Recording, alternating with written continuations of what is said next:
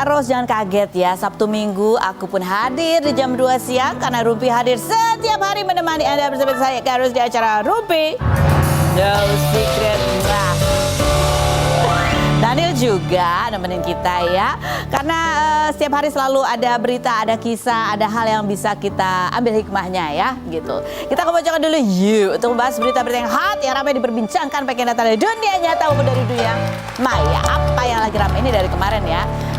Ada yang hari ini kejadian juga, tapi ini kita mau bahas yang terjadi kemarin, yaitu masih kelanjutan dari proses sidang perceraiannya Ari Wibowo dan Inge Anugrah gitu ya kan ini. Nah kemarin itu kayak sidang ya, sidang mediasi. Padahal baru sidang mediasi. Padahal baru sidang mediasi, tapi kayak Ari Wibowo membawa anak yang pertama gitu kan ya. Nah anak yang pertama ini juga sempat diwawancarai oleh sebuah media gitu ya. Terus ada statementnya gitu ya. Nih sampai jadi artikel ya. Anak Ari Wibowo keceplosan sebut Inge Anugrah punya selingkuhan. Anaknya baru berusia 15 tahun. Ini padahal baru sidang mediasi ya. Belum pemanggilan saksi. Oke. Statementnya seperti apa ya, karena kita tidak bisa tampilkan, kita statementnya aja. Kita memang mau ikut Dedi karena kita berdua lebih dekat sama Dedi, dan di sini yang bisa lebih care itu Dedi. Mami juga sudah ngaku ada orang ketiga, kata Kenzo yang masih di bawah umur. Ini yang nulis artikel pun kata Kenzo yang masih di bawah umur gitu. Yang menarik adalah pada saat memberikan statement itu adalah orang juga memperhatikan reaksi Ari Wibowo yang ada di sebelahnya anaknya itu gitu ya. Pada saat si Kenzo menyatakan statement itu, Ari Wibowo tuh yang gini nunduk gitu sambil yang agak tersenyum gitu sih aku melihatnya ya gitu ya.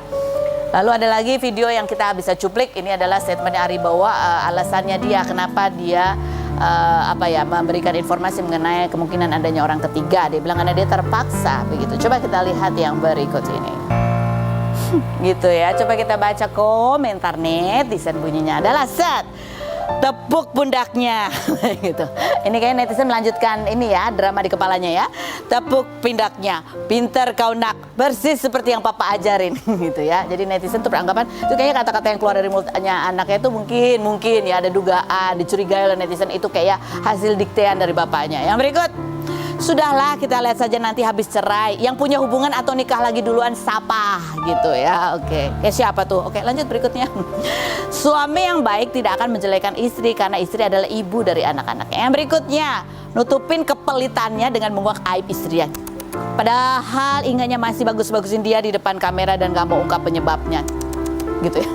Yang berikutnya, si bapak kalau gentle harusnya gak usah bawa-bawa anak lah, kan urusan bapak sama istri bapak begitu ya. Ada lagi komentarnya, mungkin Marco yang paling tidak kooperatif jadinya, hanya Kenzo yang dibawa. Well, kalau udah jadi bapak jangan super selfish. Apakah setelah cerai dan dapat hak asuh anak bisa komit untuk batasi pekerjaan, nggak syuting sampai jam 3 AM and then seterusnya. Kalau nggak, demi masa depan anak-anak ya relakan mereka ikut ibunya, mereka tempat tinggal dan nafkah. Wow, ini kayaknya kenal banget nih yang komen nih. Tapi aku setuju sih ya, ini buat semua bapak ibu ya, orang tua laki-laki maupun perempuan gitu ya. Kalaupun memang pasangannya selingkuh, sebenarnya kan yang disakitin adalah pasangannya gitu ya. Jadi ya gak usah ajak-ajak orang, anak-anak untuk merasa ikut bahwa anak-anak juga dihianati oleh perselingkuhan itu gitu ya. Maksudnya kalau mau perang, udahlah 1 lawan 1 gitu ya. Jangan bawa anak-anak. Anak-anak itu sudah terluka dengan perceraian orang tuanya. Apalagi kalau harus disuruh memihak. Kalau dalam perebutan hak asuh anak, menurut aku ya hindari sebaik-baiknya. Gimana caranya sampai anak itu nggak usah harus datang ke persidangan untuk dia memilih atau mengatakan dia lebih milih ikut bapaknya atau ibunya. Itu terlalu kejam. Begitu ya. Tapi kalau lihat komentar netizen ya, saya tetap tidak memihak ke Ari Wibowo gitu. Ya udah, mudah-mudahan itu bisa menjadi pelajaran buat kita semua gitu ya, yang sebagai orang tua pasangan laki dan perempuan. Janganlah banyak cerita kok, anak-anak yang gedenya hidupnya tuh penuh dengan tumplang, kita ditarik ke belakang, itu penuh dengan luka-luka masa lalu apa yang terjadi dan dialami bersama orang tuanya. Jadi ya nggak ada masalah sama orang tua aja, mereka juga menghadapi hidup yang berat, apalagi dengan luka gitu. Oke, kita menuju ke tamu kita yang pertama. Ada Natalie Holscher berikut ini. Kita lihat dulu profilnya. Sekarang kita sudah bersama dengan Natalie dan Nadia Holscher. share. Wah, aku pikir kalian akan matching-matchingan berdua. Enggak ya, tetap ya, dengan style masing-masing.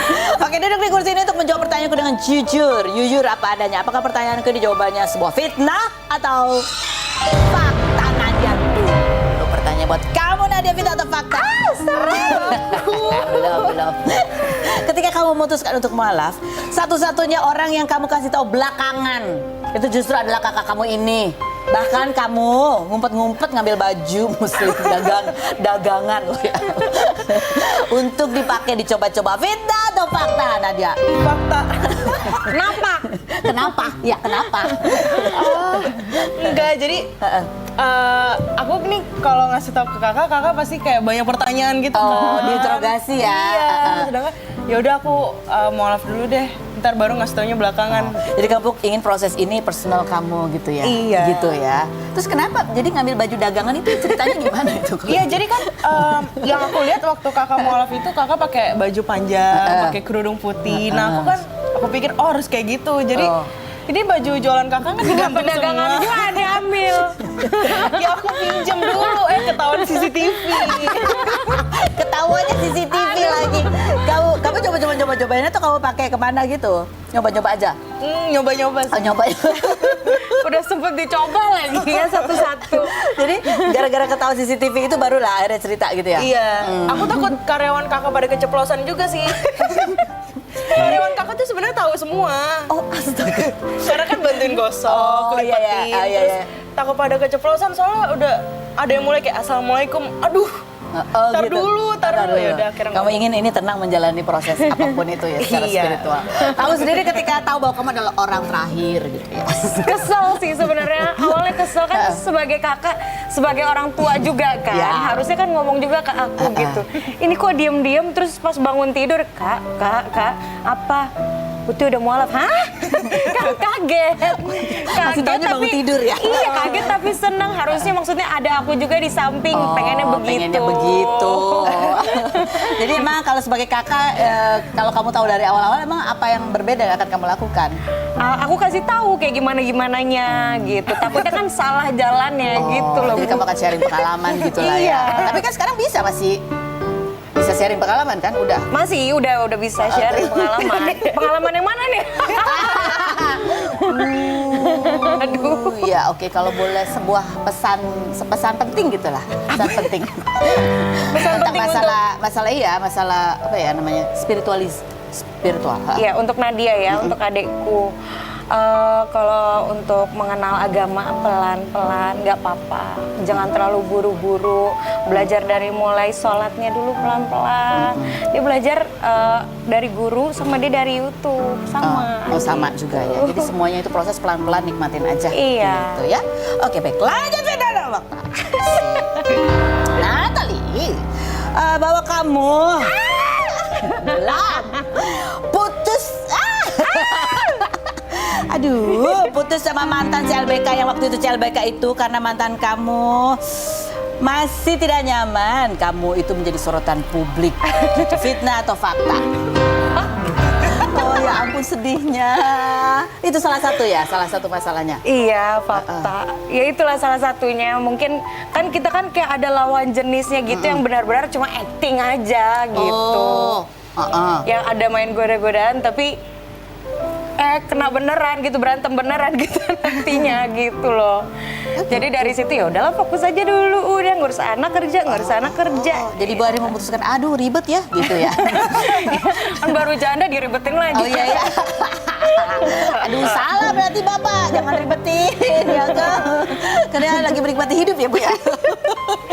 Oh gitu. Terus sekarang gimana? Lagi dalam tahap apa kamu prosesnya berarti? Lagi seneng cari duit. Kalau sedang cari duit itu dulu fokusnya situ Fokus ya. itu dulu, anak iya. dulu. Oke, Besarin baik. anak dulu. Tapi nangis berapa hari? Ini adanya yang ketawa. Kasih tahu berapa hari nangisnya? Nggak tahu. Kok kamu nggak tahu sih? Kalian tuh ngobrol nggak sih? Nangisnya cuma di kamar aja udah. Habis itu udah kelar. Iya udah bengkak matanya berapa lama? Gak bengkak juga gini dong. Agak kedutan ya, agak kedutan. Aduh padahal kan, kayaknya udah udah tinggal nunggu undangan. Gimana dong ya, semoga aja berubah pikiran ya, dianya ya. Dianya dan kamunya. Iya, Juga sama-sama. Fitnah atau fakta Nadia? Kalau kamu itu sekarang ini paling kesel sama komentar netizen yang sering nuding-nuding kamu numpang tenar sama kakak kamu. Fitnah atau fakta? Fakta. Fakta banget. Fakta banget lagi. Aku kesel banget. Kesel banget ya? Banget. Aku tuh suka baca-bacain DM sama komentar, tapi nggak aku bales. Tapi ada aja DM-DM yang kayak ada satu paling mualaf demi tenar doang. Astaga. Makanya itu pelan-pelan aja, nggak usah baca-baca. Kalau itu delete aja, delete. Dan kayak kakak awal kakak baca-baca, makin kesini udah biarin aja. Iya benar. Baca yang lain aja. Gimana kalau bacain pertanyaanku? Fitnah atau fakta terakhir, Natalie? Kamu saat ini jadi lebih sering komunikasi lagi sama bapaknya anak kamu gitu kan? Dan ya anak sekarang sudah sering dititipin juga ke rumah bapaknya. Sehingga kamu sering digoda-godain sama tukang parkir di sekitar. Alah udah rujuk aja. Fitnah atau fakta? Oh, fitnah. Yang mana yang fitnah? Kalau sering ketemu itu fitnah. Terus kalau video call itu fitnah. Paling biasanya aku yang bawa ke bapaknya. Selain dari situ video call, komunikasi itu nggak ada sama sekali. Oh, selain video call nggak ada komunikasi nggak ada? Nggak ada sama Jadi cuma kalau pada saat kamu anterin anaknya ketemu bapaknya, Iya. gitu aja. Kalau tukang parkir nanya udah balik aja gitu. Tukang parkir itu mah ngeliat-ngeliat gosip. Oh astaga. Makanya suruh balik-balik gitu. Oke baiklah. Lalu ada apa di balik hobi baru Natalia itu ngedrift? Nanti kita bahas ya. Lanjut, kita menuju ke Ustadz Dery dulu. Yang sudah hadir di sini. Kita mau nanya-nanya juga kemarin lagi ramai gitu ya terkait dengan apa yang terjadi pada kehidupannya Inara. Ya. Kamu kenal Inara? Tahu aja. Tahu lihat. aja. Virgon? Virgon tahu aja dengar lagunya. Dengar aja Bu tapi nggak kenal ya. Nanti kita seperti apa sih pandangan-pandangannya cerita di balik itu, terbalik kisah itu apa? Kita lihat dulu profilnya Ustadz Dery berikut ini. Baik, kita sudah bersama dengan Ustadz Dery Sulaiman begitu ya. Ini yang juga sering kali mendampingi gitu dalam proses apa sih namanya istilah hubungan dan mediasi antara Inara dan juga Virgon gitu ya. Dan kita juga mau nanya-nanya hal lainnya juga ya. Ini kita lihat video kemarin juga ramai diperbincangkan, dibahas. Banyak yang memberikan support dukungan untuk Inara, tapi juga adalah satu dua juga yang banyak pertanyaan begitu ya. Kita lihat seperti apa momennya berikut ini. Baik, nah dan setelah itu juga kita lihat kan habis itu Inara tuh yang meneteskan air mata saat berpelukan dengan istrinya Ustadz Dery begitu ya. Kalau kita boleh tahu bagaimana sih sebenarnya proses Inara sampai akhirnya dia memutuskan untuk membuka cadarnya gitu. Apa pergulatan batinnya sebetulnya di balik itu? Jadi mungkin banyak yang tidak tahu karena potong-potong video pendek, dia pikir aku hanya merestui Inara membuka cadar. Banyak yang nggak tahu bahwasanya Inara pakai cadar itu di rumah kami. Nah, atas kami bicara-bicara ngobrol dengan Virgon, dengan Inara. Kemudian solusi mungkin untuk menjaga istri biar nggak digodain orang, tutupin aja wajahnya. Jadi waktu itu Virgon mengatakan, ini solusi nih. Virgon ngomong gitu, iya, ini solusi nih. Senang banget nih. Nah, mungkin waktu ada videonya kan. Nah, lalu istri turun dari lantai 2, saya bilang, yang ambilin itu dong, ambilin nikabmu, coba pakaian kita iseng aja, coba pakaian. Tapi ternyata Inara nggak mau lepas lagi, sampai kemarin itu. Kan? Di kurang lebih 5 tahun lah Inara bernikab dan dia di dalam rumah. Dan kita komunikasi, kadang-kadang jumpa, kadang-kadang kita lewat sosial media aja kan, saling kepo-kepo gitu. Dan terus kita sangka baik, semua nggak ada. Karena memang rumah tangga mereka sweet banget kan. Dengan lagu-lagu cinta romantisnya. Aku pikir nggak mungkin lah Virgon tuh tega untuk menyakiti Inara ataupun ninggalin Inara. Nggak mungkin, kayaknya nggak mungkin banget gitu. Karena dia bangga banget punya istri Inara. Dan sangat cinta sama Inara. Subhanallah, aku sebelum berangkat umroh, tiba-tiba Inara telepon nangis-nangis. Dia bilang, Ustadz minta maaf, bisa bantu aku mediasiin sama Virgon. Karena Virgon sekarang marah karena aku nggak mau buka cadar. Oh, itu tahun berapa? Ini kemarin sebelum baru Lebaran saja. ya. Tapi itu sebelum dia posting di sosial media. Sebelum aku nggak tahu itu, aku nggak ikut campur masalah perselingkuhan, aku nggak ada urusan masalah tuntut menuntut di pengadilan. Yang fokus aku tuh hanya untuk memediasi antara Inara dan Virgon atas permintaan Inara. Jadi masalahnya adalah yang dia mintakan solusi adalah karena diminta Virgon mencopot cadar. Oke. Terus dia nangis-nangis, dia bilang, Ina kenapa Ina? Cerita aja masalah apa? Udah, nggak usah lah, pokoknya nasihatin aja tentang cadar. Cuman aku nggak yakin Virgon tuh menyuruh Inara buka cadar. Maka aku nggak telepon Virgon. Aku pikirnya cuma masalah rumah tangga biasa, ya udahlah, mudah-mudahan nanti juga baik lagi. Iman kan turun naik kan? Betul. Lalu aku berangkatlah umroh. Selesai tawaf, buka handphone, tahu-tahu adalah postingan yang viral kan di akun berita Ya, Pak. itu. Kemudian aku kaget, istriku aku lihatin, ya, ternyata ini masalahnya ada perselingkuhan gitu, ada ini aib nih. Ini waktu itu aku sangat sedih kenapa Inara harus posting itu karena ini sangat aib kan.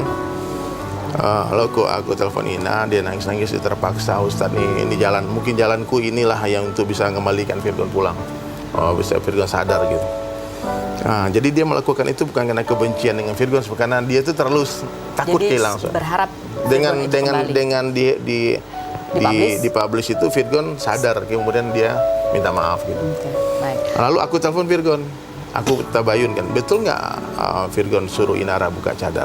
Dia bilang betul, Kanda, aku pengen biasa-biasa aja lah gitu. Maksudnya kan circle-nya anak-anak band kan rock and roll lah biasa kan. Ataupun aku juga pengen kalau ada pertemuan keluarga yang ngeliat kecantikan Inara bukan punya aku ya, tapi keluarga juga bisa gitu.